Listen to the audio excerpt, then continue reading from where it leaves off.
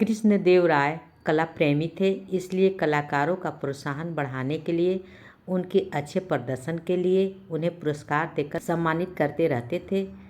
कलाकारों को सम्मानित करने से पहले वे एक बार तेनालीराम से जरूर पूछते थे।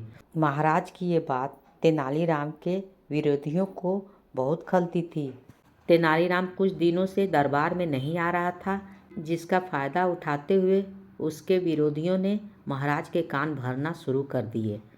उनमें से एक विरोधी महाराज से बोला, महाराज तेनालीराम रिश्वतखोर है। दूसरा बोला, महाराज वह जिसको जितना बड़ा पुरस्कार दिलवाता है उससे उतनी ही बड़ी रिश्वत लेता है। अब रोज दरबार में महाराज को अब यही सब सुनने को मिलता, जिससे महाराज को भी तेनालीराम पर शक होने लगा।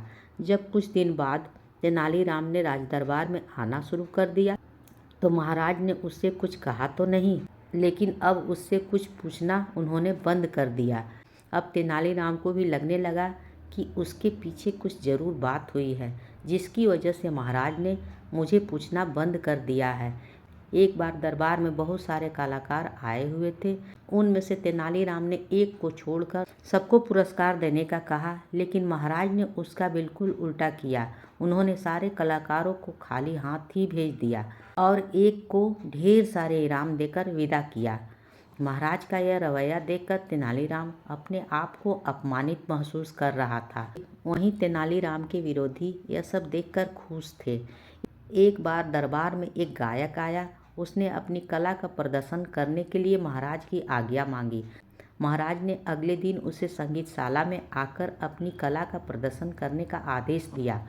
अगले दिन उस गायक का प्रदर्शन देखने के लिए संगीतशाला में काफ़ी भीड़ जमा हो गई थी। महाराज के आते ही उसने गायन शुरू किया तो चारों ओर वाह वाह होने लगी।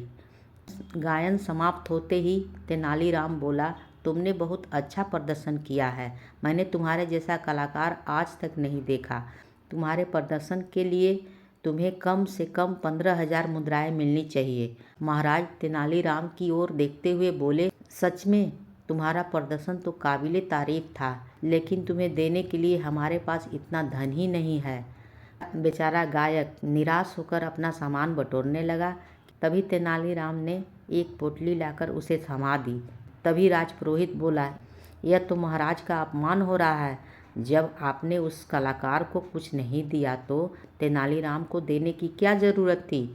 यह सुनते ही महाराज गुस्से में लाल पीले हो गए।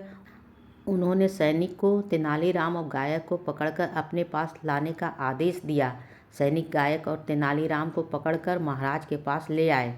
महाराज ने एक सेवक से उस पोटली को छीनकर उसे खोलने का आदेश दिया। जैसे ही सेवक ने पोटली खोली तो उसमें मिट्टी का खाली बर्तन था, जिसे देखकर वहां उपस्थित सभी लोग अचंभित हो गए थे। महाराज ने तेनालीराम से पूछा, तुमने ये खाली बर्तन क्यों दिया है। तेनालीराम बोला, महाराज यह गायक बहुत दूर से आपके पास आया था।